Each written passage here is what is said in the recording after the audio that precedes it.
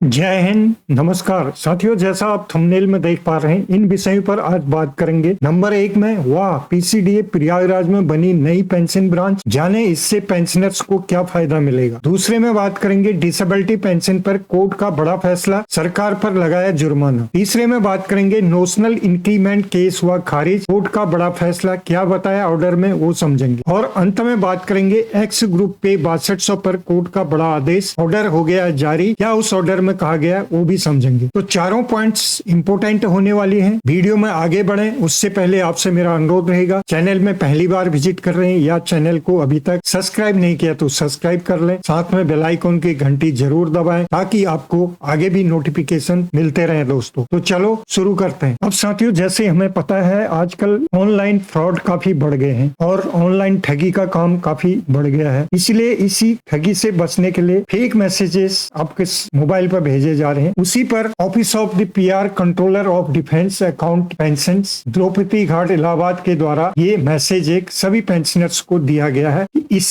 Fraud message से बचें। क्या लिखा है? इंपोर्टेंट नोटिस फॉर स्पर्श पेंशनर्स, बी अवेयर ऑफ फ्रॉडर्स, यानी कि जो ठगी के मामले हो रहे हैं उनसे आपको बचने की जरूरत है, ये यहाँ पर कहा गया। क्या लिखते हैं वो देखो, the following fake messages is being circulated on social media and through SMS. SMS के द्वारा सोशल मीडिया में ऐसे मैसेज पेंशनर्स को आ रहे हैं। क्या आ रहा है उसमें? पीसीडीए इलाहाबाद में पेंशन संबंधी एक नई ब्रांच बन गई है, ये लिखा होगा उसमें। कोई भी सैनिक अपनी सही पेंशन की जानकारी तथा पेंशन संबंधी किसी समस्या के लिए सुबह 6 बजे से 9 बजे रात्रि तक किसी भी समय निम्नलिखित मोबाइल नंबरों पर संपर्क करके सही जानकारी ले सकते हैं। नए ई डिजिटल पीपीओ भी सभी के लिए जारी हो रहे हैं। अपने ई डिजिटल पीपीओ की स्थिति की जानकारी लेने के लिए भी आप इन संपर्क नंबरों पर संपर्क कर सकते हैं। सैनिक भाइयों, इस मैसेज को जितना ज्यादा हो सके शेयर फॉरवर्ड करें ताकि किसी को सही जानकारी लेने के लिए इधर उधर भटकना न पड़े। तो ये फ्रॉड जो मोबाइल नंबर दिए गए हैं, इंचार्ज हेड का नंबर दे दिया, ब्रांच हेड का नंबर दे दिया और ब्रांच को हेड ऑफिस का नंबर यहाँ पर दे दिया दोस्तों। ये सारे फ्रॉड है। ऐसे जो फ्रॉड हैं या धोखाधड़ी वाले हैं, इनसे आपको बचने की जरूरत है दोस्तों। ये यहाँ पर आपको मैसेज देकर बताया गया है पीसीडीए प्रयागराज के द्वारा, और यहाँ पर यही चीजें बताई गई कि यदि आपने कोई भी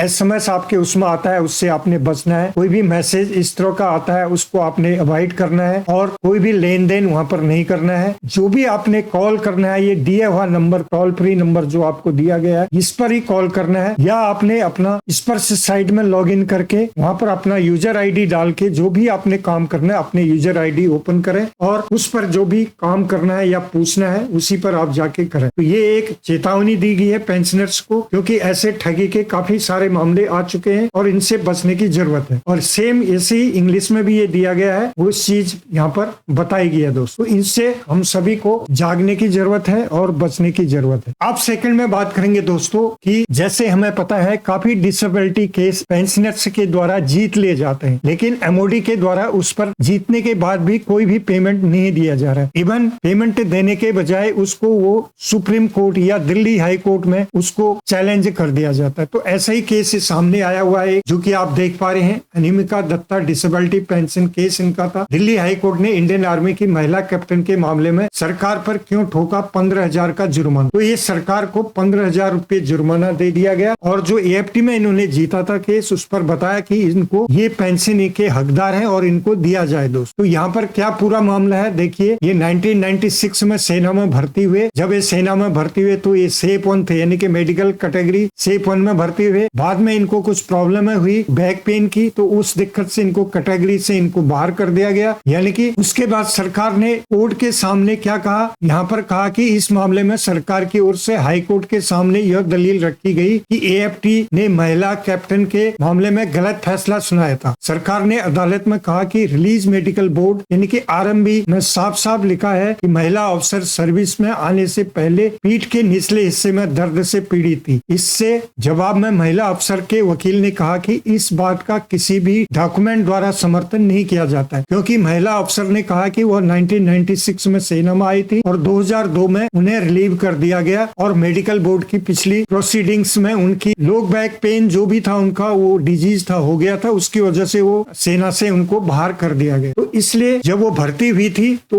मेडिकल फिट थी, सेफ 1 में भर्ती हुई थी। तो ये जो भी हुई ड्यूटी के दौरान हुआ है और यहाँ पर कोर्ट ने सख्ताई से उसको 15,000 का जुर्माना लगा। इस मामले को जुर्माना लगाते हुए इनकी पेंशन को बहाल कर दिया। अब बात करते हैं दोस्तों, एक नोशनल इंक्रीमेंट का case honourable supreme court of India में चल रहा था, जिसकी सुनवाई हुई थी 20/2/2025 को। तो यहाँ पर ये केस जो आप देख पा रहे हैं, इसको डिस्पोज ऑफ कर दिया गया, मामला को समाप्त कर दिया गया, दाखिल करने में देरी को माफ किया गया था, याचिका को खारिज कर दिया गया। सभी लंबित IAS मामलों सहित जो भी अभी मामले हैं उनको सभी को डिस्पोज ऑफ यानी कि खारिज कर दिया गया। दोस्तों जो भी यहाँ पर नोशनल इंक्रीमेंट के जिनको फायदा मिलना था उनको निराशा जरूर होगी। दोस्तों अगले में बात करते हैं, ये केस भी सुप्रीम कोर्ट ऑफ इंडिया का था, जो कि एक्स ग्रुप 6200 का मामला था, जिसमें टेबल नंबर 7 और 8 में जो विसंगति थी उसको दूर करने के लिए एक केस चल रहा है सुप्रीम कोर्ट ऑफ इंडिया में। इसका अब आदेश आ चुका है दोस्तों, जिसकी सुनवाई 21 फरवरी 2025 को हुई। और इस ऑर्डर में क्या कहा गया, यहाँ पर आप देखें, रिट पिटीशन नंबर ये आपके सामने है। रिस्पॉन्ड नंबर 1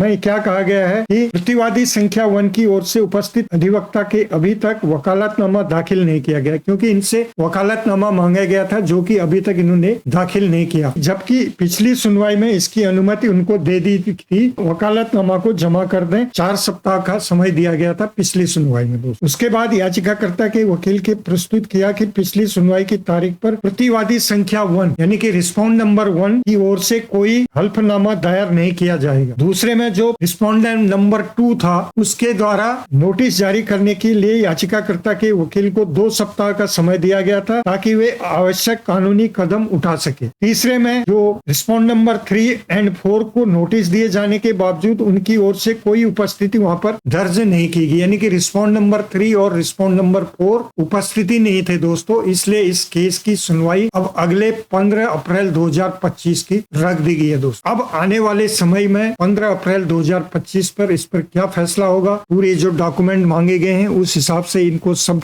ने प्रेजेंट भी यहाँ पर रहना है, तो क्या मामला आता है ये आने वाले समय में पता चलेगा। दोस्तों ये थी आज की जानकारी आपको ठीक लगी तो वीडियो को लाइक शेयर करें। फिर मिलते हैं किसी अन्य अपडेट में, तब तक के लिए जय हिंद जय भारत।